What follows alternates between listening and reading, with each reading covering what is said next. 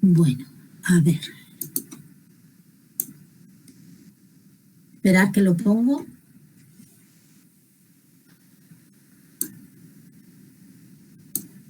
Vale. Lo estáis viendo ya, ¿no? Sí, perfecto. Vale, gracias. Es que como la tecnología y yo no nos llevamos muy bien, pues prefería comprobarlo. Sí. Vale, bueno, pues como dice el título de la charla, altas capacidades, distintas realidades, distintas actuaciones. Un poco la idea es cuando nos enteramos de que nuestro hijo, nuestra hija o tenemos un alumno en clase con altas capacidades, lo que nos viene a la cabeza un poco es, bueno, ¿qué hago ahora? ¿No? ¿Qué es lo que tengo que hacer? Y lo normal es pues el pensar en una ampliación, un más contenido, hay que complicarle un poco la vida, hay que ponerle otro tipo de cosas o apuntarlo a talleres en asociaciones, ¿no? Es un poco como lo primero que se nos viene a la cabeza. Pero eso solo son algunas de las opciones posibles, de las medidas que se pueden tomar y no siempre esas son las más adecuadas, ¿no? Entonces, para saber qué tenemos que hacer, lo que hay que empezar es a pensar, no todos son iguales, hay muchos tipos de niños y niñas con altas capacidades y entonces cuando hacemos algo con alguno hay que pensar por qué estamos haciendo eso, ¿no? ¿Qué objetivo tenemos? Entonces voy a empezar un poco, aunque de esto ya hablé en la otra charla, voy a dar una pincelada, si luego no se me entiende o me interrumpís y me lo decís y lo amplío, ¿no? Pero sería un poco, voy a recordar qué tipos de alumnos con altas capacidades podemos tener, ¿no? Entonces, según el protocolo de Castelló y Valle, podemos tener el superdotado, el talento simple, el talento múltiple o el talento complejo, ¿vale? Este protocolo se basa en áreas de la inteligencia, en si son buenos en el área verbal, en el área matemática, espacial, en memoria, razonamiento lógico, en creatividad. Es un poco como cuáles son los puntos fuertes que pueden tener, en qué áreas destacan, ¿no? Luego hay otras áreas como más específicas, como puede ser el área musical o la corporal kinestésica, que es la propia de los deportistas. Que bueno, el sistema educativo suele estar preparado para poder compaginar los estudios con los que destacan en estas áreas. Suele haber programas específicos y bueno, eso suelen ir un poco, lo tienen como el camino un poco más fácil o más marcado, ¿no? Y hay otras áreas de la inteligencia que sería la interpersonal y la intrapersonal, que sería como el estar bien o el sociable, el que sabe moverse en un grupo o el que está bien consigo mismo, que esas no se tienen nunca en cuenta, ¿no? A la hora de establecer el perfil de altas capacidades de un alumno. Pero bueno, un poco de este tipo de áreas lo que tenemos es el superdotado, que es el que destaca en todas, el talento simple solo en una, sería un talento matemático, un talento en creatividad, un talento verbal. El talento múltiple es el que destacaría en dos áreas, y aquí tenemos múltiples combinaciones, y el talento complejo es el que destaca en tres, lo mismo, ¿no? Con muchas combinaciones. Algunas combinaciones van a ser como más adecuadas para el sistema educativo, o sea, por ejemplo, está el talento complejo, que es el que destaca en el área verbal, en razonamiento lógico y en memoria, que le va muy bien dentro del sistema educativo, pero cuando nos juntamos con otras materias no tan curriculares, como dices, si uno destaca en creatividad y en inteligencia no verbal, por ejemplo, pues dentro de la escuela no va a encontrar su sitio, porque no suele haber actividades relacionadas con las áreas en las que destaca, ¿vale? Entonces, bueno, esto sería un poco los tipos de altas capacidades según las áreas en las que destacan, ¿vale? Hay otra clasificación y vamos a ir teniendo en cuenta un poco las dos a lo largo de todas las charlas. Sé que puede ser un poco follón, pero es que es mejor así. Es la clasificación de Bates y Neihart y se basa en comportamientos y sentimientos de los alumnos con altas capacidades, ¿vale? Entonces aquí tenemos el exitoso, que es el 90% de los que están identificados, que son los que tienen alto rendimiento. ¿Por qué se identifica fundamentalmente a este alumnado porque en general la normativa de todas las comunidades autónomas dice que se evalúe cuando un alumno destaca. Por lo tanto, es un poco, hemos puesto ya la norma, ¿no? De decir, ¿por qué encontramos solo a los de alto rendimiento? Porque dice la norma que evaluemos solo a los de alto rendimiento. Es una pena, pero es así. Luego está el creativo.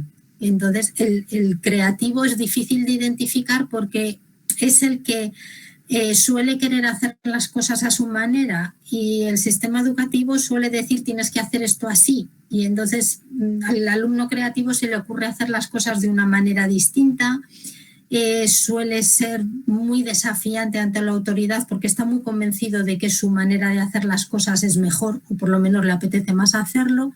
Suele estar a la defensiva, suele estar frustrado dentro de la escuela. Los alumnos invisibles, estos son los que se esconden, los que no quieren que se sepa que tienen un potencial, ¿no? Son los que suelen sentir que hay un conflicto entre el pertenecer a un grupo y el destacar.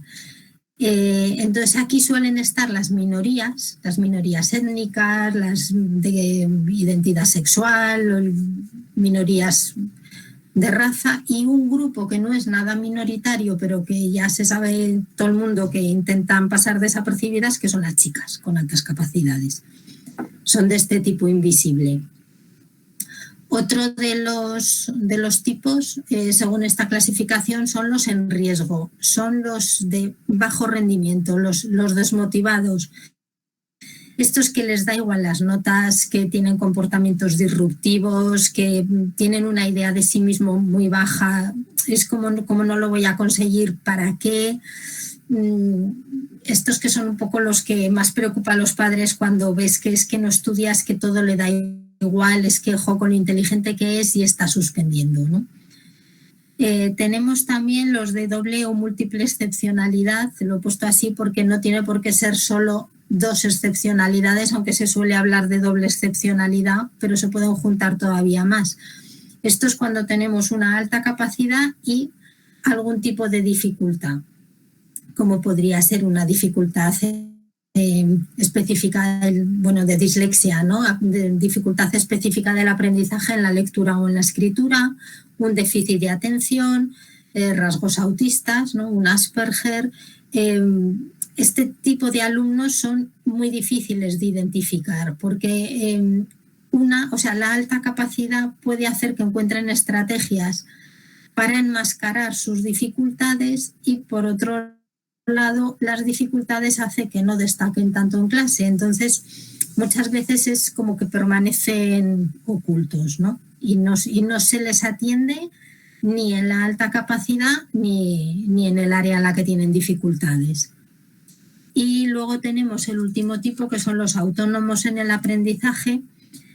Estos son un poco los autodidactas, los que sí que les gustan los desafíos, sí que se pueden involucrar con temas mucho, ¿no? Muy a fondo, trabajarlos muy a fondo, pero los que a ellos les interesan.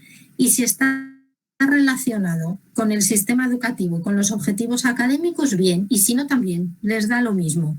Entonces suele ser a mí me interesa esto, pues hago esto y las asignaturas, por ejemplo, hay algunos, como me han comentado, ya más mayores, pues es que apruebo estas en la universidad, estas asignaturas que me interesan y estas otras pues ahí se quedan porque es que esto...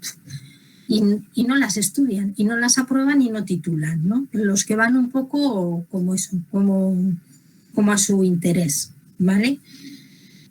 Entonces, tenemos estas dos clasificaciones, no son excluyentes, realmente una es por áreas y otras más por conducta o por cómo se sienten, ¿no?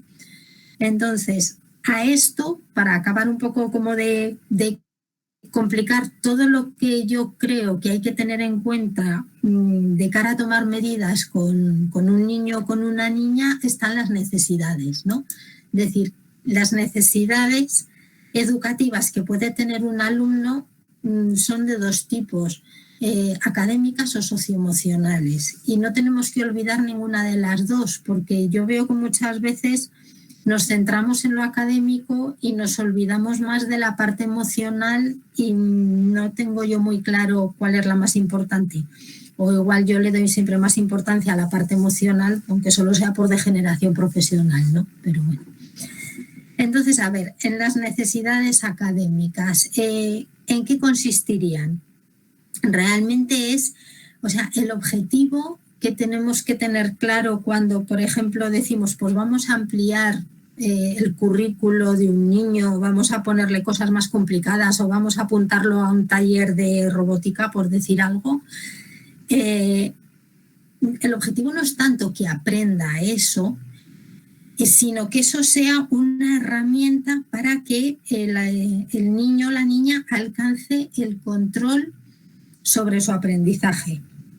Me explico. O sea, estamos en una sociedad en la que tenemos internet en el móvil, en la mano, a todas horas. No necesitamos tanto tener datos o conocimientos. Eso no es tan importante porque lo podemos suplir buscándolos, ¿no? Entonces, es mucho más importante tener herramientas, sobre todo de control del aprendizaje. A ver, yo un poco lo que veo normalmente en alumnos, si digo normales, no le deis la vuelta, no me tergiverséis las palabras, ¿no? Pero un alumno medio, pues estudia para un examen y si suspende, pues dice, bueno, pues voy a tener que estudiar más, ¿no? Pero podemos tener un alumno con altas capacidades que sin dar palo al agua saque buenísimas notas. Entonces, esa autorreflexión, ese decir, pues voy a tener que estudiar un poco más porque esto no está siendo suficiente, no lo tiene. Entonces, hay veces que pueden ir pasando, van subiendo cursos, van, ¿no? Va pasando el tiempo, van yendo por el sistema educativo como sin aprender qué necesitan ellos para, no sé cuánto les va a costar aprenderse algo, sin saber organizarse. No sé, pues voy a clase, escucho, saco un 10, no estoy aprendiendo cómo tengo que hacerlo cuando eso no sea suficiente, ¿no?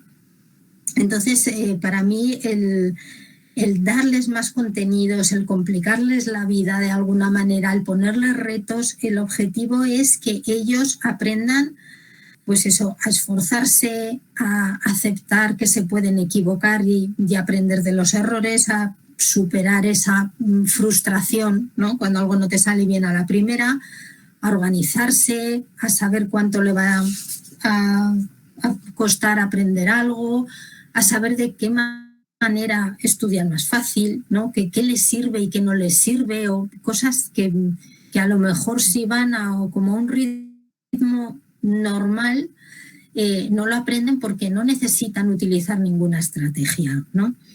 Entonces, yo aquí creo que lo importante para que un alumno alcance estas estrategias, consiga estas herramientas, es diferenciar entre la evaluación externa, que son las notas, y la evaluación interna, que sería un proceso que tendría que ir haciendo antes, a lo mejor antes de hacer un examen, decir, yo cómo estoy conmigo mismo, con cómo me he preparado esto, ¿no? O antes de entregar un trabajo, yo cómo de contento estoy con lo que yo me he esforzado, con lo que estoy entregando, ¿no? Y diferenciar un poco, porque así, aunque sin estudiar nada saquen un 10, dices, vale, la evaluación externa es buena, ¿no? Has tenido, ostras, buena, no, muy buena. Pero ¿cómo es la interna? Tú estás contento si no has hecho nada, ¿no? Entonces, que puedan ir saliendo de ese punto de, no, si yo total, pues si no necesito estudiar, o no sé, esto que lo habréis oído tantas veces, ¿no? A veces también lo tenemos profesores que les exigen más por el hecho de tener altas capacidades, ¿no? El decir, bueno, pues tú lo podrías hacer mejor, entonces acaban sacando a veces mejores notas compañeros que hacen las cosas peor, pues porque, bueno, pues porque se valora también el esfuerzo y eso, pero esta estrategia a los de alta capacidad los desmotiva mucho, porque es decir, ¿para qué me voy a esforzar si no consigo sacar nunca un sobresaliente, por ejemplo, ¿no? Entonces, si estamos ante un profesor que utiliza esta estrategia, aparte de hablar con el profesor y explicarle cómo le afecta eso al niño o a la niña, evidentemente, ¿no? Para cambiarlo, pero también lo que podemos hacer es trabajar con el niño para decir tú cómo valoras tu esfuerzo, tú cómo valoras tu trabajo, independientemente de la nota que te ponga el profesor, para conseguir que diga, bueno, pues por lo menos yo conmigo mismo estoy contento y voy a seguir trabajando en esta línea, y así no les hace tanto daño, ¿no? Aunque no estén contentos o aunque les duela, pero no les hunde. Si yo, por ejemplo, para un examen estudio mucho, me lo sé todo muy bien menos una cosa y justo me preguntan esa, si me quedo solo con la evaluación externa, me voy a hundir. Pero si digo, yo estoy contenta con cómo me lo he preparado, ya no me va a hacer tanto daño. Entonces, para mí, realmente el objetivo de estas necesidades académicas es poner el foco en el proceso interno del alumno, no en la nota o en los conocimientos que ha adquirido, sino en si tiene una capacidad de trabajo y de esfuerzo, si se sabe organizar, si tolera la frustración, pues eso, si al final él lleva el control o dice, no, si yo he sacado buenas notas, pero no me digas cómo, porque total no he hecho nada, ¿no? O que vayan pasando los cursos con esa idea de, bueno, a mí todo se me da bien, yo podré hacer cualquier cosa sin autoconocimiento realmente de lo que le cuesta, ¿vale? Las necesidades socioemocionales. Lo que necesitan sobre todo es sentirse aceptados, que pueden ser ellos mismos, que si hacen un comentario en clase que es diferente, pues que se acepte, que si les interesan temas que a otros no les interesan, que no pase nada, o que dentro de lo que sea posible se metan dentro del currículo. Pues eso, un poco el sentirse bien con ellos mismos como personas con altas capacidades, ¿vale? Y aquí sí que es importante también que ellos sepan qué significa tener altas capacidades, porque el estereotipo es el de te va a resultar fácil estudiar y vas a sacar buenas notas, o tú puedes conseguir resultados brillantes más fácil que los demás, ¿no? Pero no significa eso necesariamente. Eso solo es, bueno, es el estereotipo y un determinado perfil. Tener altas capacidades sí que es tener un pensamiento más rápido, relacionar temas con otros y hacer asociaciones en tu cabeza que a otras personas no se les ocurren, ser más sensible a nivel emocional. Entonces, si ellos también saben que tener alta capacidad es eso, pues si a lo mejor hacen un comentario que ellos encuentran normal y el resto de la clase no lo entiende porque no ha hecho esa asociación, no se sienten raros, solo lo entienden, vale, esto es porque mi cabeza funciona así, ¿no? Quería ahora leeros esta frase de Erika Landau, que a mí me ha gustado mucho, que dice: el niño superdotado se asemeja a un corredor de fondo que corre más rápido que los demás. Intelectualmente es el primero casi siempre, pero con sus emociones se queda frecuentemente solo. Si no le ayudamos emocionalmente, renunciará a su individualidad y a su talento. Será como los otros para estar menos solo, o se convertirá en una persona descontenta, marginada en la escuela y en la sociedad. Por esto es por lo que es importante tener en cuenta también estas necesidades emocionales, porque si solo atendemos la parte intelectual, si se sienten muy distintos, van a dejar de ser ellos mismos, van a intentar ser como los demás, porque el formar parte de un grupo, sobre todo a determinadas edades, es lo más importante, y entonces los vamos a perder, ¿vale? Entonces, bueno, una vez puesto el punto de partida de tenemos distintos tipos de niños y distintos tipos de necesidades, ahora sí que ya voy a empezar a hablar de cosas que se pueden hacer, ¿vale? He agrupado, ahora esta parte de la charla veréis que hablo mucho de cosas que se pueden hacer en el colegio. Hay cosas que solo se pueden hacer en el colegio, otras sí que se pueden hacer en otros sitios. Entonces, bueno, pues si hay algún profesor sí que le doy ideas a los padres, espero que no se os quede solo la idea de jo, qué poquito están haciendo cuando se podrían hacer más cosas, porque también hay que tener en cuenta que, bueno, que dentro de la escuela hay demasiado trabajo, a veces tienen muchos alumnos y muchas cosas que hacer. Y a veces sí que veo que pueden hacer cosas que como padres no las acabamos de valorar porque tampoco entendemos muy bien o por qué se está haciendo, ¿vale? Entonces, bueno, las distintas actuaciones que se pueden hacer las he dividido en generales y específicas. No son excluyentes unas de otras, se pueden ir combinando, ¿vale? Las generales, bueno, las específicas es cuando le ponemos materias de cursos superiores y en la escuela las generales son todas las demás, ¿vale? Entonces, bueno, vamos a empezar un poco hablando de cuándo son buenas o cuándo es mejor una que otra o para qué sirve cada una. Voy a empezar por los agrupamientos. Antes de empezar la charla sí que hemos estado hablando un poco de que ahora hay una tendencia o hay una normativa que impide sacar a los alumnos de clase y cosas de ese estilo. Y la verdad es que con eso se pierde un montón de oportunidades porque, a ver, no todos los agrupamientos supone sacar a un alumno de clase, pero algunos sí y no sé, yo no encuentro, o sea, se me ocurre un tema económico más que pedagógico en intentar no tomar este tipo de medidas. Pero bueno, vamos a ir hablando. Los agrupamientos es una medida que es muy buena sobre todo para necesidades socioemocionales, ¿vale? Tenemos dos tipos de agrupamientos, heterogéneo y homogéneo. Estoy hablando en todo momento en función de la inteligencia, ¿no? Entonces, en agrupamientos heterogéneos tenemos alumnos de todo tipo, de todos los niveles de inteligencia. Y el agrupamiento homogéneo es cuando juntamos a los de altas capacidades, ¿no? Entonces, cuando tenemos un agrupamiento heterogéneo, se trabaja sobre todo las habilidades sociales.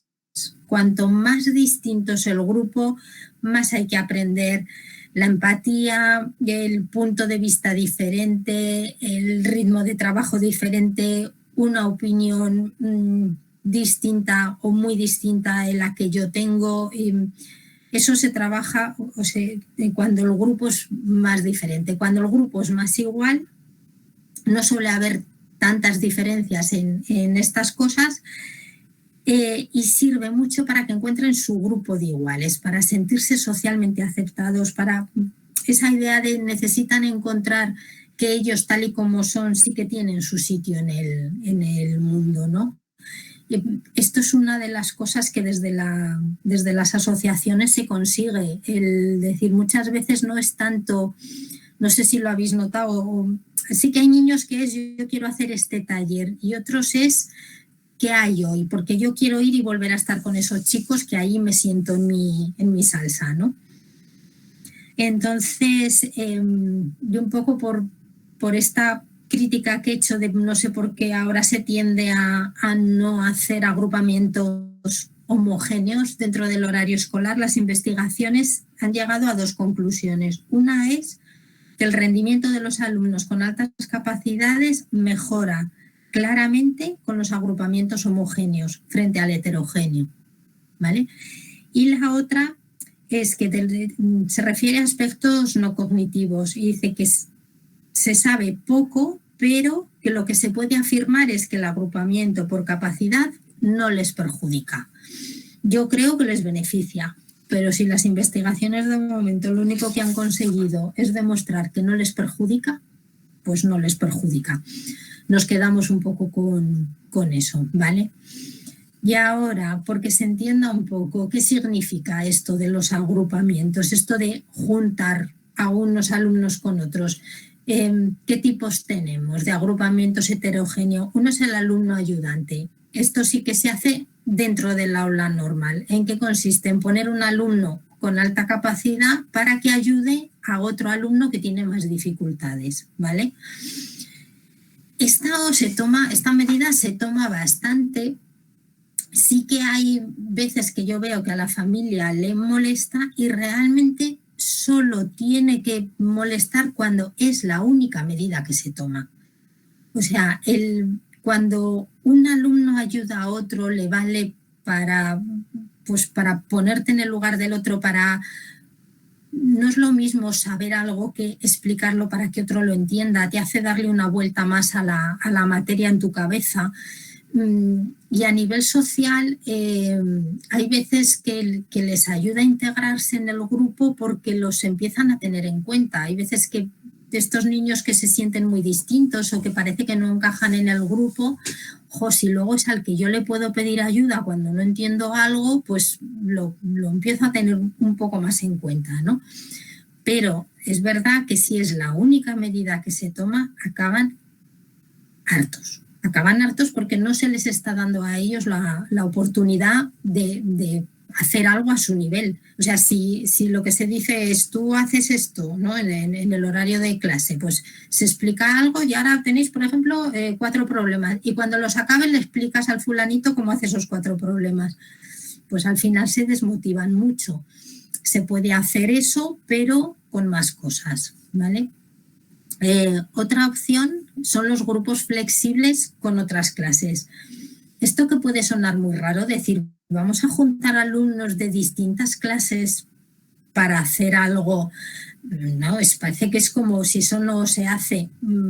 A que si os paráis a pensar alguna semana cultural o a veces el día antes de vacaciones que a lo mejor llega vuestro hijo a casa y dice, pues hoy nos han juntado y estábamos con unos de no sé qué y hemos estado haciendo, ¿no?, distintas actividades, juntando los alumnos de distintas clases y no pasa nada, ¿no?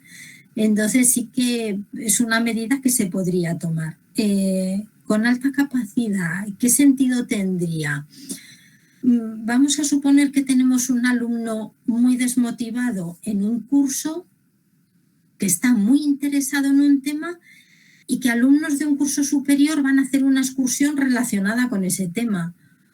Pues igual si ese chico va también a esa excursión le puede cambiar la actitud hacia el colegio, como cosas puntuales, ¿no? No estamos hablando, cuando hablo de estos agrupamientos flexibles, si fuera una cosa continuada, entonces estaríamos hablando de una aceleración, ¿no? Pero sería en un momento dado, ¿por qué no? Yo conocí a un chico, estaba en primero de la ESO, estaba poco integrado en clase, estaba bastante desmotivado y de vez en cuando su profesor de historia se lo llevaba a cuarto de la ESO porque le subía tanto la autoestima. Cuando iba y oía, pues le encantaba la historia, oía las explicaciones del nivel de cuarto, le sentaba tan bien a nivel emocional, pues que bueno, de vez en cuando, total, aunque faltara alguna clase, pues luego ya se tenía que poner las pilas, que tampoco le costaba demasiado, y a nivel emocional le sentaba muy bien. Los grupos flexibles en la misma clase. Esto es el hacer trabajo en grupo, ¿no? El trabajo en grupo de toda la vida, que muchas veces se manda en casa, pero que otras veces se puede hacer pues en el aula, se destina un tiempo para, pues ahora os ponéis en grupos de 4, de 5, de los que se considere y vais a hacer un trabajo ¿vale?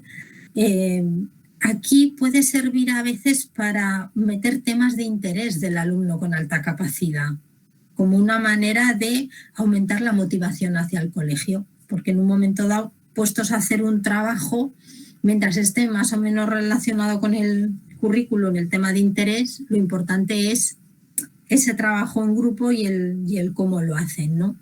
Entonces sí que puede servir, pues eso, un poco para meter estos temas que les interesan y que pueden estar muy cercanos a lo que se está dando en el aula, pero no, aunque no sea exactamente lo mismo.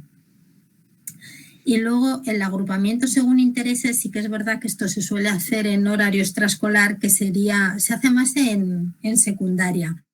Cuando tenemos, por ejemplo, grupos de debate, el grupo de ciencias, los que hacen el periódico del instituto, un poco por intereses, ¿no? Y este tipo de agrupamientos sirve sobre todo para los alumnos que están poco integrados, para los alumnos desmotivados, los alumnos así como más en riesgo o con intereses más distintos de los que se trabaja en el aula, pero que sí tenga que ver con lo que se trabaja en estos grupos, ¿no? Para aumentar un poco esa motivación, a veces hacia el centro educativo, porque a lo mejor puede decir, bueno, mira, lo que doy en clase no me gusta mucho, pero luego no veo el centro como algo tan desagradable. Sí, entendérmelo de desagradable, que igual no era la mejor palabra que podía haber utilizado, pero como es un sitio más, oye, que se preocupan por mí, que tengo este sitio donde hago estas actividades que están más relacionadas con mis intereses, ¿no? Como esta manera un poco de recuperar a estos alumnos en riesgo que pueden estar como más desmotivados, ¿vale? Y el agrupamiento homogéneo, cuando juntamos a los alumnos con altas capacidades, que es lo que he dicho, es lo que se hace también en las asociaciones, y lo que a veces se hace desde dentro del sistema educativo, las aulas de desarrollo, no sé si las tenéis también por Andalucía o no. Esto viene muy bien por ese sentido de pertenencia a un grupo, por encontrar ese grupo de iguales que podemos a veces usar ese nivel de vocabulario que otras veces no, con otros compañeros no se nos entiende, profundizar algo a un nivel muy alto sin que a lo mejor me digan pero qué estás haciendo o por qué lo estás haciendo así, ¿no? Entonces la actividad en sí misma es importante en función de que sea una actividad sobre todo en la que el alumno destaque y tenga alta capacidad y que le interese, ¿no? Pero la actividad en sí misma no es lo importante es eso, ese desarrollo de la capacidad de esfuerzo, de la frustración ante tareas difíciles y del sentimiento un poco de grupo de iguales, ¿no?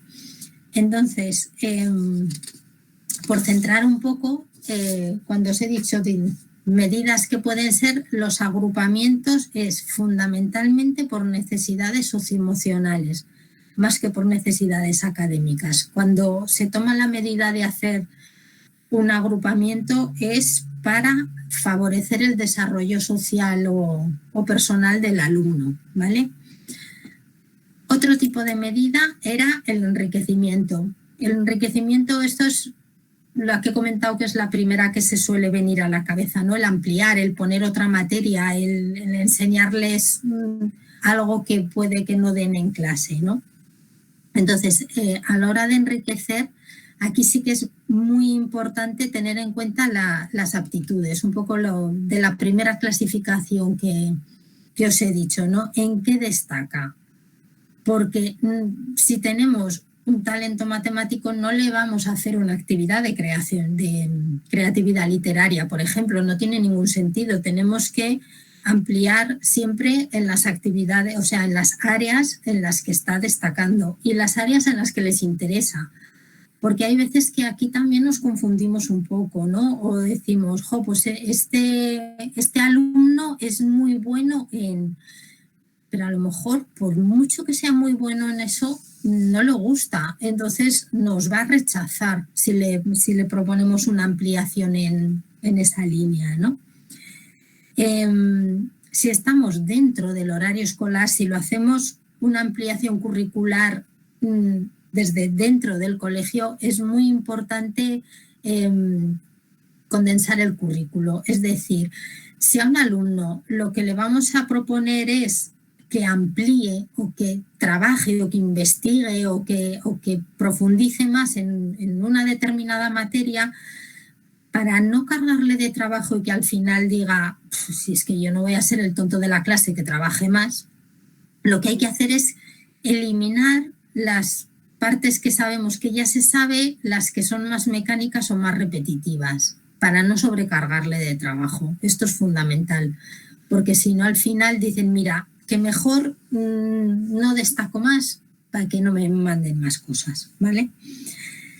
Entonces, dentro de las distintas maneras en las que se puede hacer un enriquecimiento, os he puesto la clasificación que hace Renzulli, divide 3 tipos: el enriquecimiento orientado al contenido, el orientado al proceso y el orientado al producto, ¿vale?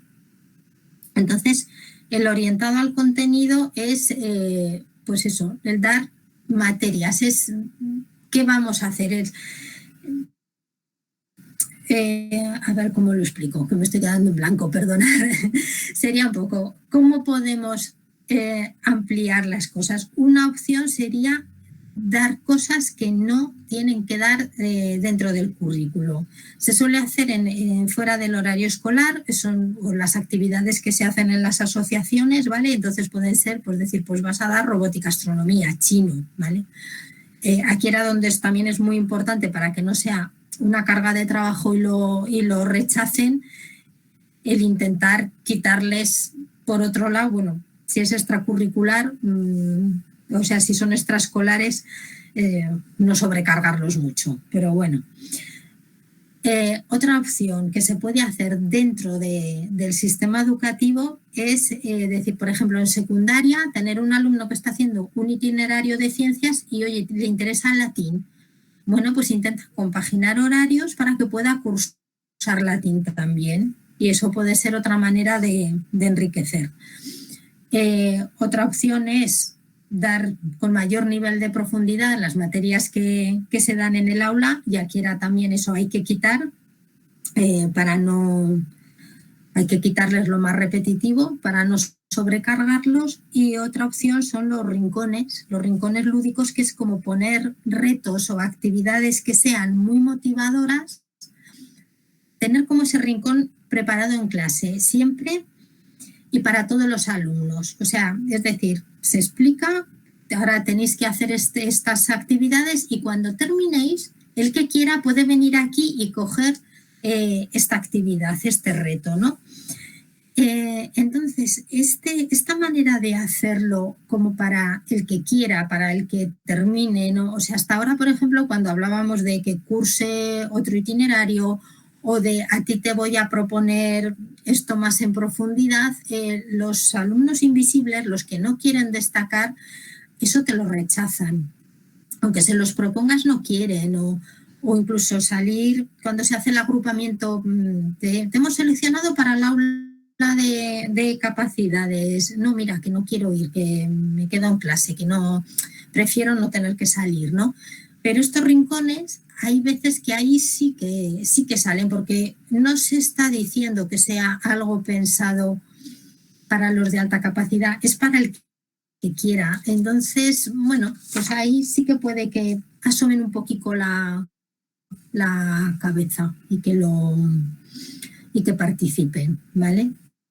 Y entonces eso, lo único es, en este tipo de enriquecimiento orientado al contenido es donde sí que es fundamental las áreas en las que destaca, porque si no, o si, por ejemplo, desde la asociación a un talento verbal se le apunta a una actividad de matemáticas, es que va a salir con la autoestima en los pies, porque se va a sentir tonto, porque va a decir, es que a mí esto no se me da bien, y a lo mejor no se le da mal, a lo mejor está en un nivel medio alto, pero claro, si lo ponemos a hacer actividades con alumnos que tienen alta capacidad en ese área, puede que le afecte a la autoestima, ¿vale?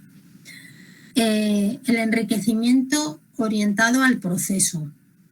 Vale, aquí no es tanto dar contenidos, sino hacer actividades que sirvan para aprender a pensar, para desarrollar el pensamiento crítico, o actividades de resolución de problemas, actividades para aprender a estudiar, para tener habilidades de comunicación, de cómo hacer una presentación oral o cosas de este estilo, ¿no?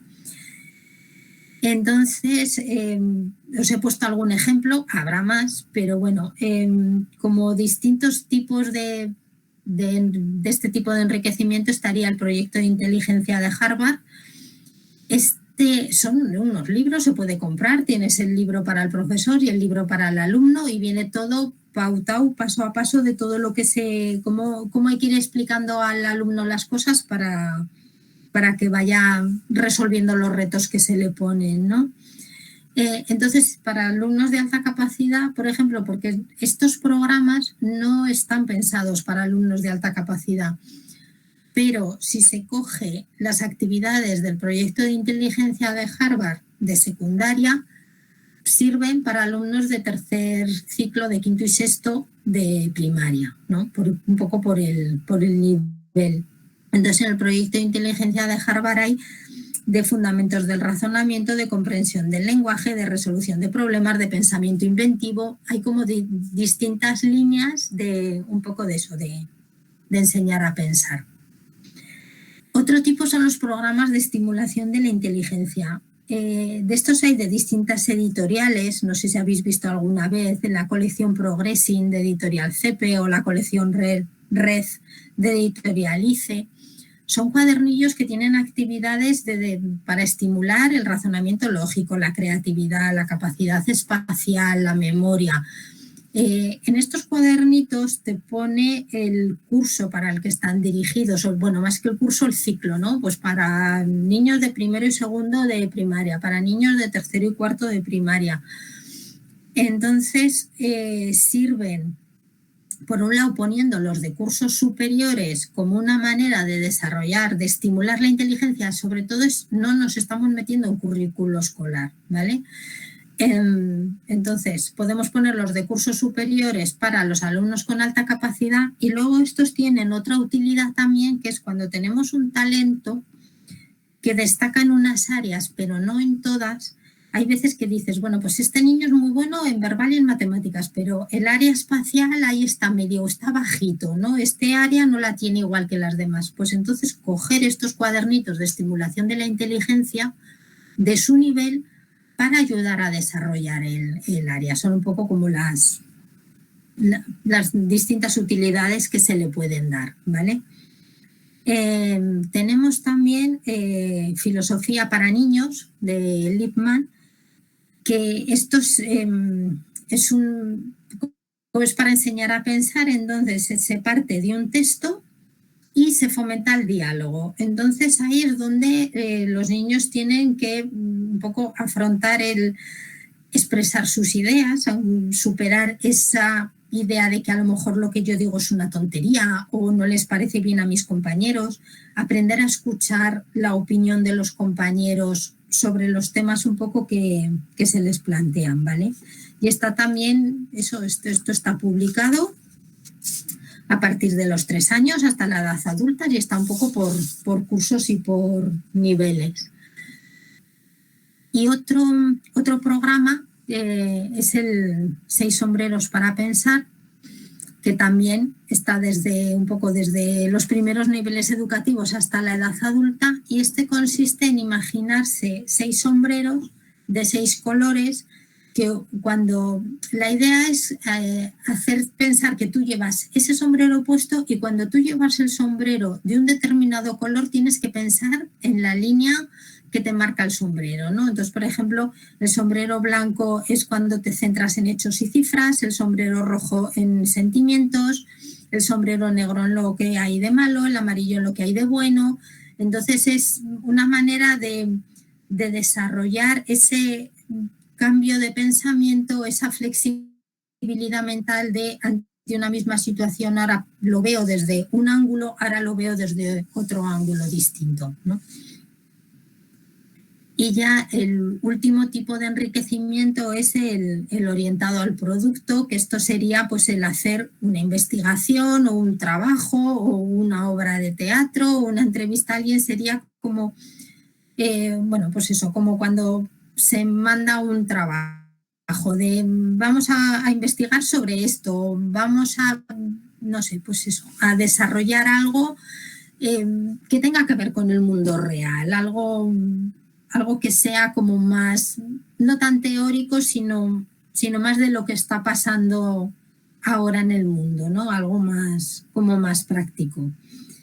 Y que tengan eso, no solo por los conocimientos que se adquieren, sino por las estrategias un poco que se necesita desarrollar pues para hacer el trabajo al final, ¿no? Ahora os voy a volver a poner un poco por centrar, porque digo, no sé si nos estamos perdiendo un poco. De lo que estoy hablando. Dentro de las medidas generales, os he hablado de agrupamientos y de enriquecimiento, ¿vale? Nos quedan las metodologías y el mentorazgo, ¿vale? Entonces, a ver, las metodologías. Normalmente tenemos esa idea de sistema educativo de vamos a clase, el profesor explica y los alumnos pues preguntan y luego hacen trabajos, hacen deberes y cosas de este estilo, pero hay más metodologías. Entonces, los alumnos con altas capacidades les vienen mejor metodologías, cuanto más abiertas y flexibles, mejor, ¿vale? Esto no significa que estas metodologías solo sean buenas para ellos, realmente son buenas para todos los alumnos, pero bueno, algunas especialmente para los de alta capacidad. Entonces, por ejemplo, a ver, hay más metodologías y seguro que hay, a lo mejor alguno de vosotros sabe más que yo, pero bueno, digo, por poner así algún ejemplo, os he nombrado o he pensado nombrar estas tres. El trabajar por proyectos, que esto es algo que ahora yo creo que todo el mundo más o menos sí que hemos oído hablar. Se suele usar más en infantil el trabajo por proyectos, pero se puede utilizar realmente en todos los niveles, ¿no? Entonces, la ventaja que tiene trabajar por proyectos es que cada alumno, o sea, no estamos poniendo un límite. A lo mejor planteamos un trabajo y un alumno profundiza un montón porque ese tema le interesa mucho o porque conoce a alguien que le puede dar información o porque, no sé, o porque se lo toma muy en serio y invierte mucho tiempo, ¿no? Pero cuando trabajamos por proyectos, sí que los alumnos con altas capacidades pueden llevarlos hasta el nivel que ellos quieren y eso les viene muy bien.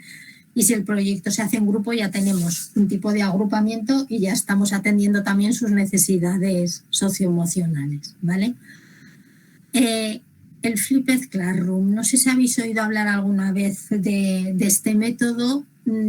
Yo, por ejemplo, aquí en Aragón solo conozco un colegio que lo esté llevando a cabo y sí que en este me voy a extender un poco más porque lo encuentro especialmente interesante y porque además es muy adecuado para los alumnos con altas capacidades, ¿vale? Flipped Classroom es educación invertida, es los alumnos en casa se conectan por internet y escuchan la explicación del profesor o ven vídeos relacionados con la materia que se está dando, ¿no? Y luego en el aula es donde hacen los deberes, generalmente se hacen trabajos en grupos o con debates o es donde de alguna manera se trabaja, ¿no? Entonces se basa un poco en que cuando el alumno hace los deberes es cuando le entran las dudas o cuando se da cuenta de lo que no ha acabado de entender.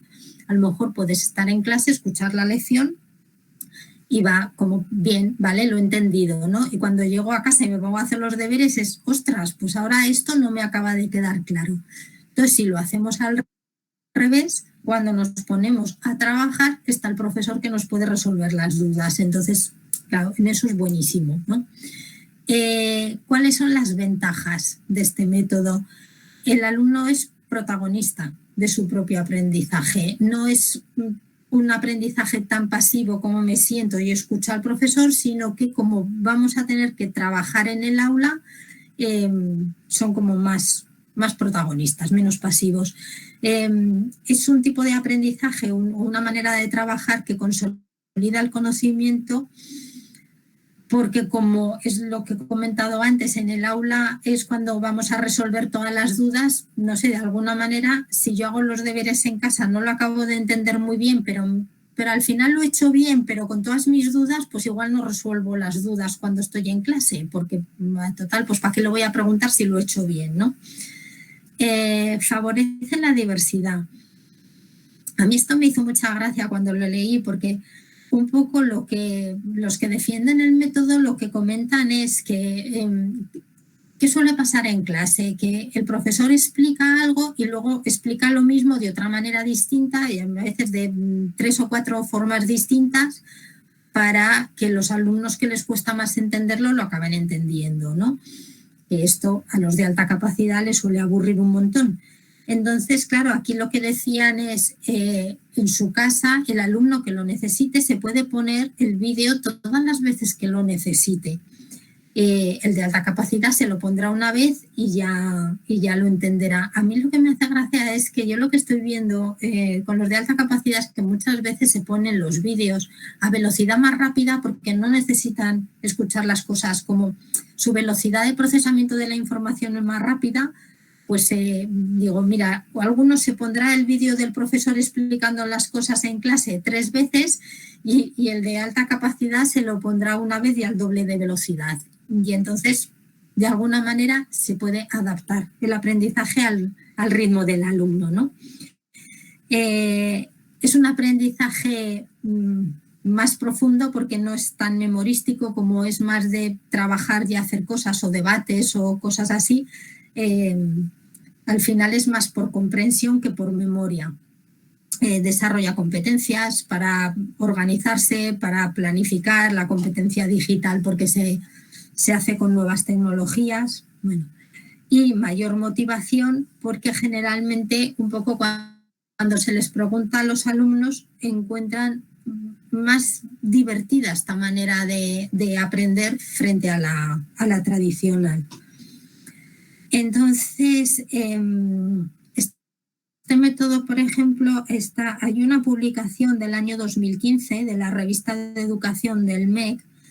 Hay un artículo escrito por Javier Turón en el que defiende este modelo como especialmente adecuado para los alumnos con altas capacidades, porque dice que con este modelo los alumnos pueden progresar con la velocidad, profundidad y amplitud que le permiten sus condiciones, ¿no? Su inteligencia o su situación emocional en ese momento. Y que realmente frente a ese otro modelo de escuela con todos el mismo currículo, todos el mismo nivel de reto, todos a la misma velocidad, este modelo, el Flipped Classroom, sí que les da como mucha más posibilidad de hacer como ese aprendizaje diferente de cada alumno a su nivel.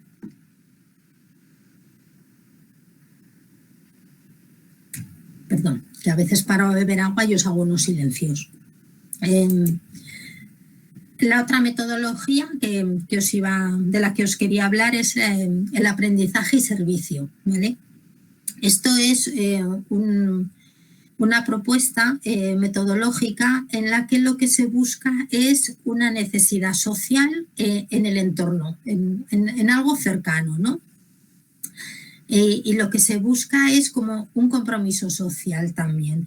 Entonces, se aprenden las materias. Mira, aquí, por ejemplo, hay veces que en secundaria se explican determinados tipos de actividades y se les dice a los alumnos tienes que desarrollar pues una tabla de ejercicios de 10 minutos para hacer este tipo de actividades, ¿no? O sea, hay aquí alguien de educación física me mata por lo mal que me estoy explicando, pero no sé si me entendéis un poco. Es decir, se puede hacer a nivel teórico. Vamos a hacer actividades o poner ejercicios que se tienen que hacer pues para, yo qué sé, pues para fuerza o para cosas así, ¿no? Pero se podría hacer de otra manera más práctica y más de ayuda social si a lo mejor la idea es vamos a hacer actividades como vamos a hacer de entrenadores de los de la residencia de ancianos que está enfrente del colegio y tenemos que prepararles actividades adecuadas a su nivel. Entonces vamos a tener que buscar información, que investigar, cómo son estas personas, cuál es su condición física, un poco este tipo de cosas. O si alumnos de la clase de música también, pues nos vamos a ir a tocarles en Navidad también a los de la residencia. O vamos a preparar actividades y nos vamos a ir al colegio de educación especial para enseñarles a sumar a los, no sé, cosas de este estilo, ¿no? De decir que haya como una ayuda social, nos salimos un poco, aunque se utilicen cosas de las que se dan dentro de la escuela, nos salimos de ahí y nos vamos a una necesidad social. Esto a los de altas capacidades les gusta mucho por ese sentido de justicia, esa empatía, esos valores altruistas que a veces tienen como tan interiorizados y que no suelen encontrar manera de sacarlos. Entonces les suele gustar mucho este tipo de proyectos. Y se puede hacer también como actividades dentro de una asociación, no hace falta hacerlo solo dentro del colegio, es decir, en un momento dado siempre se puede hacer un proyecto que tenga como una proyección social, ¿no? Entonces, este tipo de metodología es especialmente adecuada para los alumnos invisibles, para los que no quieren destacar, porque el foco no se está poniendo en el alumno, el foco se está poniendo en la ayuda. Entonces, parece que no nos fijamos tanto en lo bien que yo he diseñado una actividad, sino en lo bien que funciona esa actividad para ayudar a este determinado colectivo. Y se les olvida y se dejan ver un poquito más, ¿vale? Bueno, hasta aquí las propuestas metodológicas y nos queda el mentorazgo, ¿vale? El mentor es cuando pues, tenemos una persona con más conocimiento o muy experimentada o a nivel profesional o de eso que ayuda a un estudiante, ¿vale? Esto es la mejor opción para esos estudiantes desmotivados, los que he comentado en riesgo, que les da igual las notas, que parece que pasan del sistema educativo. Y también para los autónomos, para los autodidactas, ¿no? Porque los que a lo mejor no quieren seguir tanto el camino marcado por el sistema educativo, cuando tienen un mentor que los va guiando y que de alguna manera les va poniendo como más cerca eso a lo que a lo mejor a ellos les gustaría llegar, sí que les ayuda a aumentar la motivación y a trabajar un poco más las actividades de dentro del sistema educativo. De hecho, las investigaciones concluyen que el 82% de los estudiantes talentosos consiguen revertir sus cifras de bajo rendimiento y llegar a la excelencia cuando están en un programa de mentorías, cuando hay un mentor que les ayuda. El 82% de bajo rendimiento le dan la vuelta a la cifra. O sea, por eso digo que hay veces que no es, sobre todo con estos estudiantes que dices, ¿para qué les vas a proponer una ampliación del currículo si ya están suspendiendo? Pero lo que sí que pueden necesitar es eso, es un mentor que les guíe y les ayude. Ya sé que es muy difícil de conseguir, pero debería ser uno de los objetivos, el desarrollar este tipo de estrategias más de lo que se hace en la realidad, ¿vale?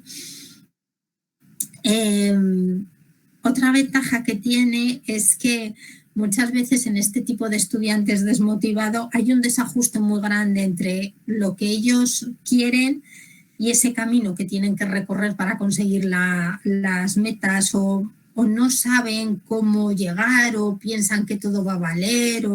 Entonces,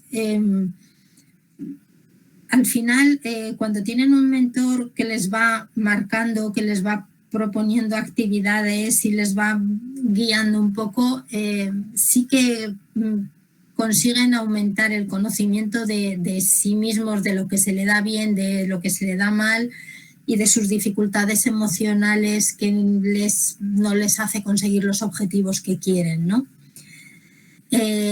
lo que es muy importante es esa conexión entre el alumno y el mentor. La relación personal es lo más importante al final. Si no hay feeling, si no hay esa conexión, este sistema no funciona.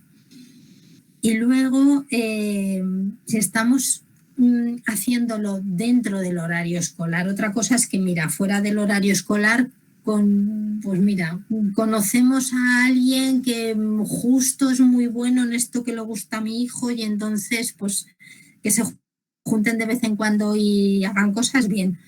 Pero si se hace dentro del horario escolar para no sobrecargarlos, aquí sí que es muy importante eliminarles un poco materia, intentar que lo que hagan con el mentor sea dentro del horario escolar, que no sea más, porque estamos hablando sobre todo de tomar esta medida con alumnos, pues eso, con los que estamos en riesgo de que lo abandonen. Entonces la sobrecarga de trabajo no es la mejor opción, mejor eliminar algo. Vale, y hasta aquí lo que estaba dentro de las medidas generales. Las medidas específicas, como os he dicho antes, es cuando vamos a adelantar, ¿no? Tenemos dos tipos. En la aceleración parcial es cuando adelantamos en una, en dos, en tres asignaturas, en varias. Y la flexibilización cuando saltamos un curso completo, ¿vale? Las ventajas que tiene este tipo de medidas es que suelen motivar mucho al alumnado el estar con otros alumnos más mayores, haciendo cosas a otro nivel. Les suele motivar mucho y un poco a nivel desde dentro del sistema educativo no requiere mucho esfuerzo, porque no, así como hacer una adaptación del currículo puede ser mucho trabajo o adoptar una determinada metodología puede ser una sobrecarga de trabajo para el profesor, realmente ponerle a un alumno asignaturas al nivel del curso superior o organizar las clases para que pase a otro curso a dar allí determinadas asignaturas no suele ser como especialmente complicado, ¿vale? Los inconvenientes que tienen estas medidas tienen que ver con la adaptación al grupo, pues cómo va a recibir el grupo a un alumno que viene de un curso menos y depende de cómo sea el niño o la niña y depende de cómo sean los compañeros del curso superior, pues puede haber problemas, pero vamos, no tiene por qué. Pero si hay inconvenientes van en esa línea más social, ¿vale? Os he puesto aquí, la dirección es una escala de Luz Pérez para valorar si la aceleración es una buena medida para tomar con un alumno. Entonces, es ir recogiéndola, ir rellenando la escala que tiene puesta en Internet Luz y al final es llegar a la conclusión de si es una buena medida o no es una buena medida para un determinado alumno el adelantarlo de curso, ¿vale?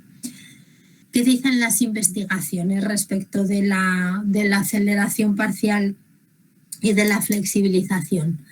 Que mejora la motivación, la confianza y el deseo de aprender de los alumnos, que previene los hábitos de pereza mental, esto que decía yo, tienen que desarrollar esa capacidad de esfuerzo, pues evidentemente si te saltas un curso tienen que ponerse las pilas. Reduce el coste de la educación, no conllevan mucho tiempo ni mucho esfuerzo. No tiene efectos negativos ni en la personalidad ni en el desarrollo social y el rendimiento académico es similar al de los alumnos del curso al que se ha adelantado. O sea, que no por adelantar a un alumno de curso luego sus notas van a bajar o no. Realmente el rendimiento al final es similar, ¿vale? Sí que quería ahora leeros esta frase de Borland que dice: la aceleración es uno de los fenómenos más curiosos en el campo de la educación. No puedo pensar en ningún otro en el cual haya un abismo tan grande entre lo que la investigación ha demostrado y lo que la mayoría de los docentes creen. La investigación en aceleración es tan uniformemente positiva, los beneficios de una aceleración apropiada son tan inequívocos que es difícil entender cómo se puede oponer un docente. Y realmente aquí es que sí que es muy difícil. Es una medida que generalmente el profesorado tiene muchísimo miedo de tomar. El adelantar de curso es, y sí que es verdad que es una medida excepcional y que hay un montón de medidas que se toman antes. Pero las investigaciones, la más famosa es el informe Templeton, que se hizo en Estados Unidos, pero luego aquí en España ahí está el grupo de trabajo de altas capacidades del Colegio de Psicólogos, de Psicólogos y del Colegio de Psicopedagogos, o de Pedagogos, no lo sé muy bien ahora, de Cataluña. También hicieron un estudio con los niños acelerados en Cataluña entre los años 2006 y 2016, ¿vale? Y este estudio dice que las conclusiones son prácticamente idénticas a las del informe Templeton, que es un 85% de éxito en la aceleración. Entonces, es una medida que no suele dar mucho problema y que realmente se utiliza muy poco. Y hasta aquí es un poco como todas estas medidas que se pueden tomar, algunas se pueden tomar desde fuera del sistema educativo, desde actividades de asociaciones, otras se pueden tomar exclusivamente desde dentro. Pero no quería terminar la charla sin... Yo ya os he dicho que antes un poco mi punto, lo que yo doy más importancia es al tema emocional, y sí que quería hablaros un poco de algo que a mí me preocupa, porque a nivel emocional sí que les puede crear problemas, ¿vale? Entonces, los alumnos con altas capacidades tienen una serie de características, está investigado ya, ¿no? Que es así, tienen una intensidad emocional más fuerte de lo normal, sienten las emociones, lo mismo las positivas que las negativas, a un nivel más elevado que el resto de la población. Esto, si habéis oído hablar de Dabrowski, de la sobreexcitabilidad, sería la sobreexcitabilidad emocional, ¿no? Emociones muy intensas. Cuando están contentos están súper contentos, pero cuando tienen esas explosiones, esas perretas, o ataques de llanto, son muy intensos. El perfeccionismo es otra de las características de las altas capacidades, suelen ser muy perfeccionistas. El miedo al fracaso y la baja tolerancia a la frustración. Y otra de las características es la perseverancia, de cuando algo les interesa, son capaces de dedicarle mucho tiempo y energía. Esto coincidiría con la sobreexcitabilidad psicomotora, ¿vale? Tienen más características, pero un poco estas cuatro, si no las saben gestionar bien, les pueden dar problemas. ¿En qué línea les puede dar problemas? Un poco el estereotipo o la idea que se tiene socialmente y la idea que se les transmite a ellos también muchas veces de lo que supone tener alta capacidad es que les va a ser muy fácil sacar buenas notas, que van a aprender rápido, que como que les va a salir todo bien, más fácil de lo normal, ¿no? Entonces, cuando el niño va interiorizando esas expectativas, al final lo añade a su autoconcepto, ¿no? De alguna manera él siente que él es como una parte de sí mismo el que va a ser capaz de hacer las cosas muy bien. Pero al ser una parte de sí mismo, si no lo consigue, no es esto no me ha salido todo lo bien que yo querría, es no valgo, porque lo he metido dentro de la idea que tengo de mí mismo. Entonces, si estamos hablando de niños y niñas con mucho miedo al fracaso, que van a meter mucho esfuerzo, pueden meter esa perseverancia para no fracasar, meto mucho esfuerzo y aún así a lo mejor no me sale bien porque no siempre nos va a salir todo bien, la decepción es inmensa y esa intensidad emocional hace que sea inmensa, no inmensísima, porque se decepcionan a sí mismos, o sienten que decepcionan a sus padres o a sus profesores.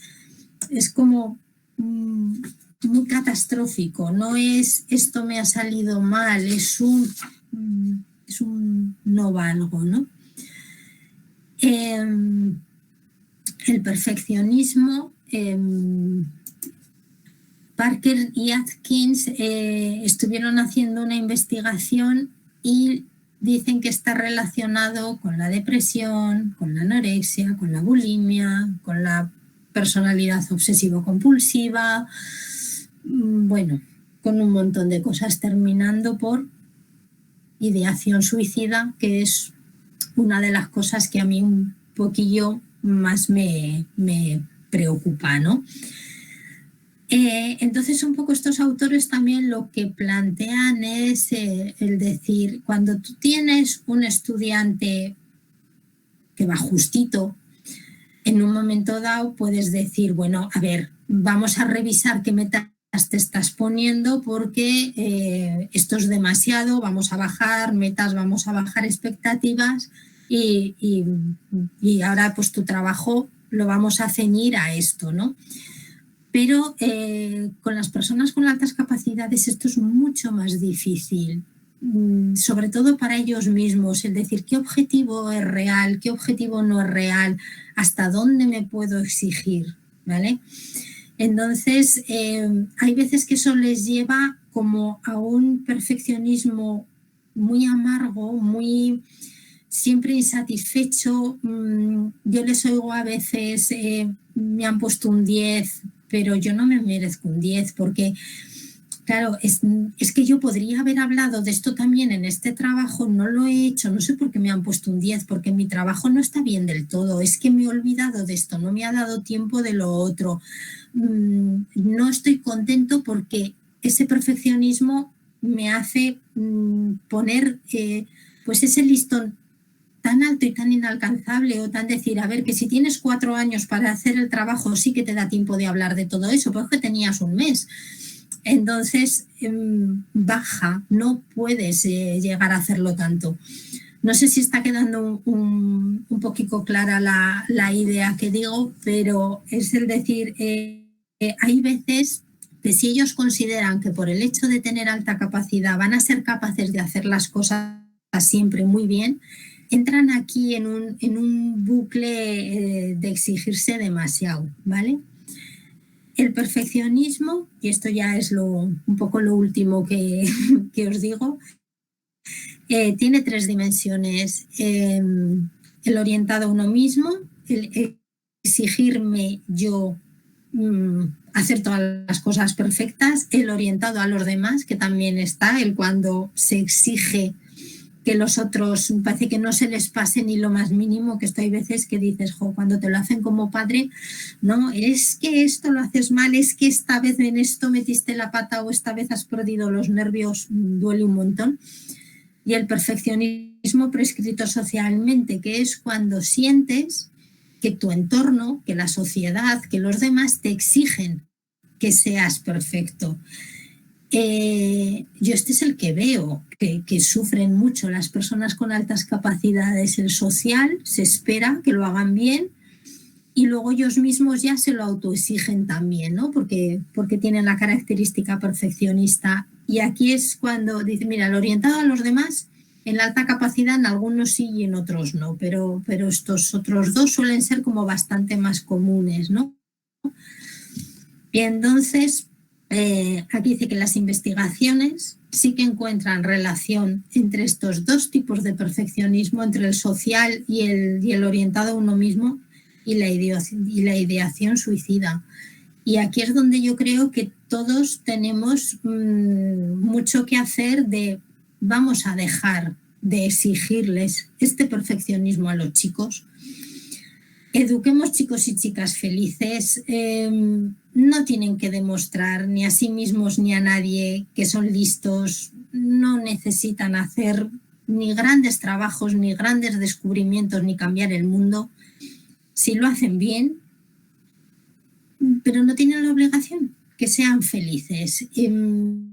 Vamos a tener en cuenta sus necesidades, tanto más académicas como socioemocionales, porque al final yo creo que es lo que importa.